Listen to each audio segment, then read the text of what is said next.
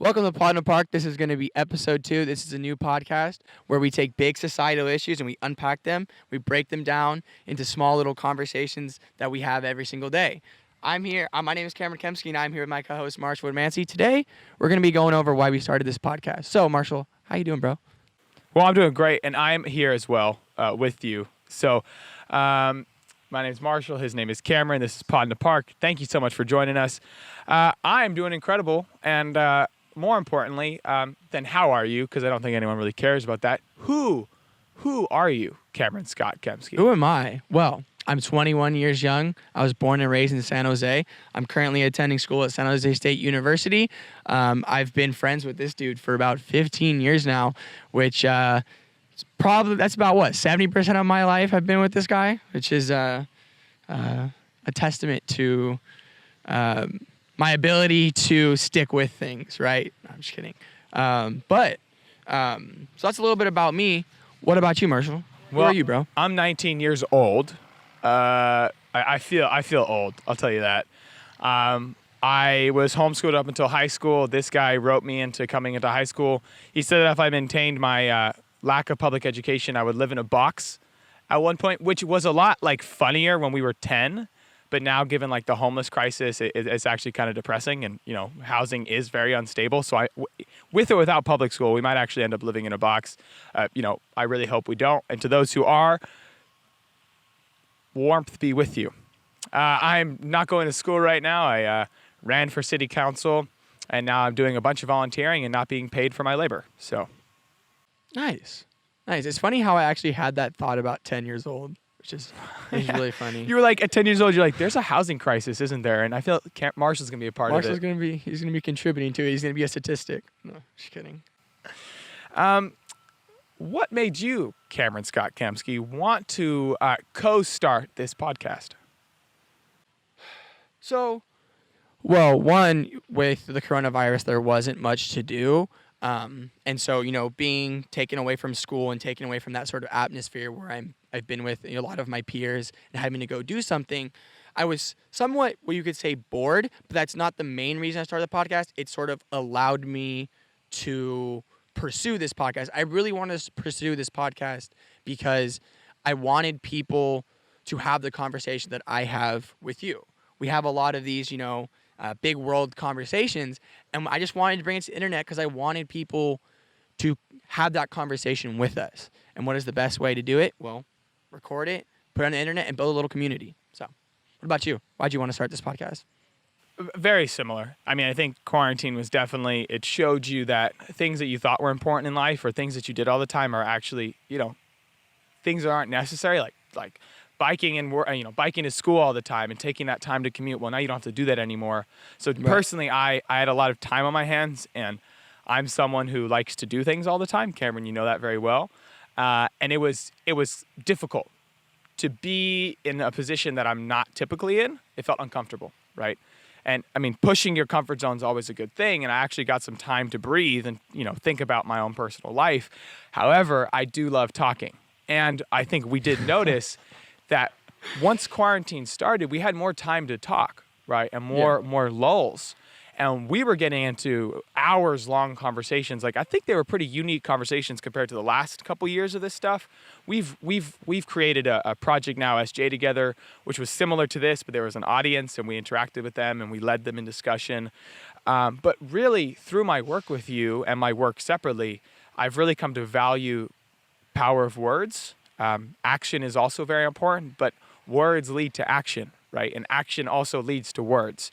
So they are all very intertwined. And this is the verbal side of our fight for the future, which we'll get into. Right. But I feel like, what you said about our conversations that have been sort of maturing and growing in the last, couple of years. We're both getting older, and we're doing different experiences where we're taking more professional approaches to things. You've been working with the campaign. I've been going to school. I've been, starting this. I've had, very serious jobs at like 19, 20 years old. And so I think we're taking that experiences, seeing the world for what it is and what's happening and paying attention, and we're able to sort of, narrate or comment on what's going on around the world. I think that's the reason that these conversations have gotten, where they are now. Right. Yeah, definitely. And just to put that in more words, it's the youth side of us, which is really what's driving this conversation, because we're young people looking at our future. But then it's our adult experiences where we have to then take those issues and really go at them deeply, because it's necessary for our future. And that leads us into our next question. What do you think what is the importance of this podcast in the larger picture? And if you could paint what the larger picture is first. Well, what I would think would be like the larger picture is having everyone understand the problems and the issues that go on in our society, but not just understand them, but basically take this conversation and begin to act on it. Like you said, words become actions. The bigger picture is we need everyone on the same boat, on the same page, to start acting in ways that are going to help the common good and help society and help better this in our community and like where we live. And so I think the importance of this podcast is starting that sort of shockwave of doing that. So I guarantee there's tons of, younger teens, young adults, or older teens, young adults that are having these conversations or want to have these conversations. They don't know who to have it with, or they're just too scared to talk about it. But giving this podcast is going to allow them to not feel alone or not feel afraid to talk about these big ticket items. And then from there, if the conversation keeps going, leads to action. And this is actually in our motto where we call it, we want to empower intergenerational change. And I believe by starting this podcast and doing what we're doing here now, it's going to help with that. I couldn't agree more. We are definitely focusing on those who are similar to us, similar experiences, similar positions in life. If you own a house and a car and have bills and you're traveling to see family, it might be a little more difficult to understand our conversations, but it's very likely that those individuals who are at an older age and a higher level of living know somebody, have personal connections to somebody who is in our group. So by association, we will be impacting all generations because of how interconnected our generation is. If you're between the ages of 15 and 25 or 30, you are experienced in the fact that this world needs to change because you've seen so much pain and suffering growing up, right? You've seen your friends commit suicide. You've seen the education system fail people, right? You've seen the healthcare system be terrible. And yet you still have time and energy to listen to podcasts and formulate change. That's what we're seeing with our social revolution.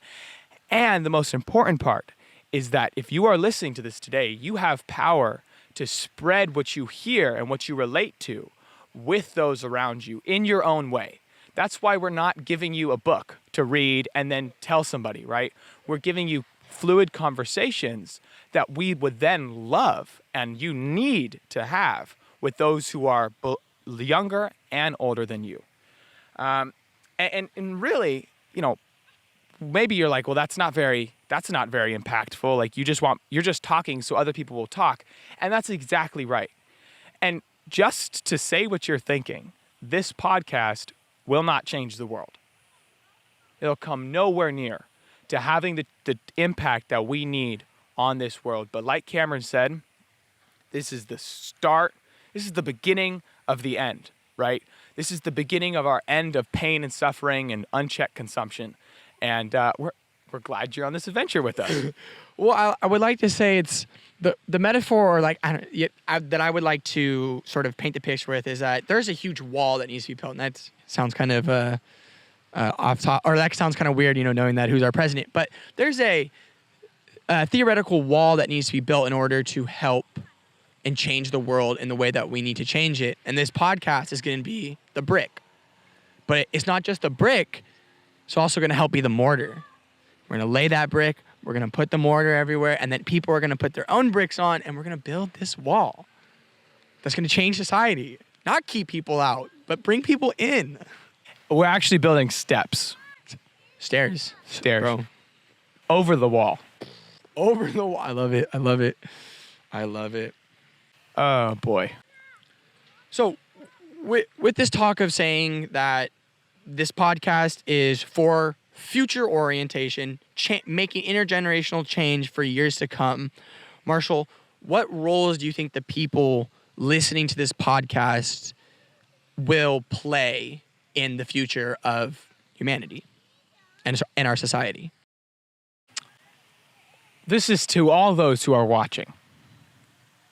By default, if you are alive today, or whenever you're watching this, you are the future, just by default.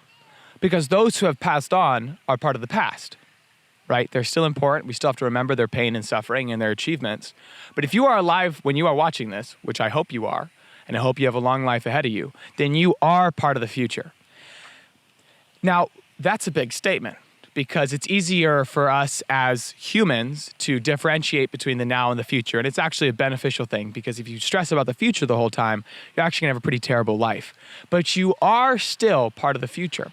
Also, your actions that you take while you are watching this, if you're driving, listening to this on SoundCloud, if you're sitting in your bed eating hot Cheetos and watching this on YouTube, the actions you are having today will also have an impact on the future. For example, if you're driving right now and you lose control of the steering wheel, you will absolutely have an impact on the future. If you drop your hot Cheetos in your bed, you will have an impact on your future, because now there's Cheeto stains on your bed. Excuse me. I'm allergic to grass. But I hope what you can see is that it's important to think about what role you play in your future. And it's different for every person. But what is across the board is that you do have an impact. What do you think, Cameron, that your role in the future is? That's a good question. That's a very good question. So I am an avid believer in what you should be doing for the future should be trying to provide for the common good and create value for your community in whatever way that is. Andrew Yang, he wrote a book called Smart People Should Build Things, and in it he talked about the culture of achievement. The culture of achievement is three things, like I just said: value creation, common good, and risk and reward. I feel like in the future, if you are able to inhibit those three sort of principles in whatever you do in your career, in your path, you are going to make the world a better place. Now, it's very hard to go and be like, oh, I'm going to change the world, right? The world doesn't want to be changed, and it's very sad, and it's the system we work within. It's very hard to change. But if I can go in and use those three principles and try to make the world a better place, I have fulfilled my role as a member of society and a member of my community and an individual. All right. Well, that's beautifully said, Cameron. Yeah. I'm not going to answer that question today. I hope you maybe can piece it together throughout our conversations. Thank you all so much for tuning into episode 2. We have now mentioned Andrew Yang in both of our episodes, and maybe we'll just continue doing it. Andrew Yang is a great guy. Could have had Yang. Say that all 2020. Could have had Yang. Could have had Yang. Please go to our follow us on Instagram, Twitter, Facebook. Look up at Pod in the Park. On Facebook, it's at The Real Pod in the Park, because Pod in the Park was already taken. You know the vibe. On our Instagram bio, there's a link tree where you can find our active GoFundMe, where we're fundraising for our marketing and to really practice doing outreach and spreading our message to those who need to hear it, especially during these difficult times where I hope our conversations are helpful and uplifting. If you have $5, $10, $2, please send it over on GoFundMe. Please share it if you can. And also, of key importance, there's a listener review also in our link tree on our bio and our Instagram and in the description below if you're on YouTube. For all our SoundCloud listeners, go SoundCloud. We can now say check out our SoundCloud. This is true. We can now be on that bus. So check out our SoundCloud. See you next time.